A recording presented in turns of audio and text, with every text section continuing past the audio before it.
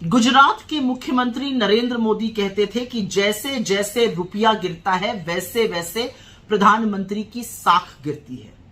उस हिसाब से तो मोदी जी की साख और प्रतिष्ठा किस गटर में चली गई, इसका अनुमान लगाना ही बड़ा मुश्किल है। 26 मई 2014 को जब प्रधानमंत्री पद की शपथ ली नरेंद्र मोदी जी ने, तो रुपया 58 रुपए 86 पैसे था प्रति डॉलर।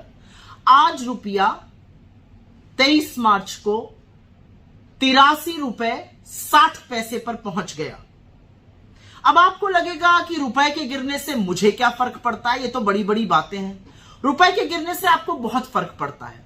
रुपए के गिरने का मतलब क्या है कि जो चीज पहले 60 में आ सकती थी अब वो 84 में आती है।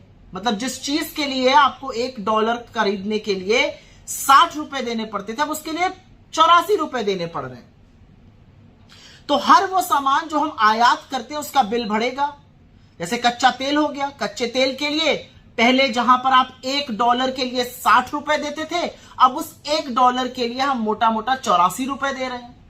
तो जब वो बढ़ेगा तो यहां पर भी कीमतें बढ़ेंगी।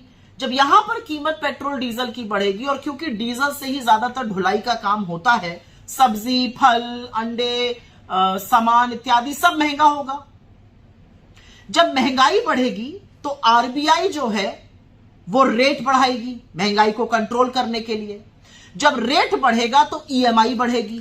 ईएमआई मतलब अगर आपने स्टूडेंट लोन, अगर आपने कार लोन, अगर आपने होम लोन, इस तरह की चीजें ली हुई हैं तो उनकी ब्याज दर बढ़ जाएगी, उनकी ईएमआई बढ़ जाएगी, ज्यादा पैसा देना होगा। तो रुपए का कमजोर होना अर्थव्यवस्था का कमजोर होना और देश के कमजोर होने पर है। और असलियत यह है कि नरेंद्र मोदी जी को रुपया 60 से कम पर दिया गया था और उन्होंने रुपया 84 के पास पहुंचा दिया। मुझे लगता है कहीं पेट्रोल की तरह शतक लगाने के बाद रुपए में भी तो सेंचुरी लगाने का अंदेशा नहीं है। और कुछ नहीं तो मुख्यमंत्री रहते अपनी ही बात सुन लें। जैसे जैसे रुपया गिरता है प्रधानमंत्री की साख गिरती है।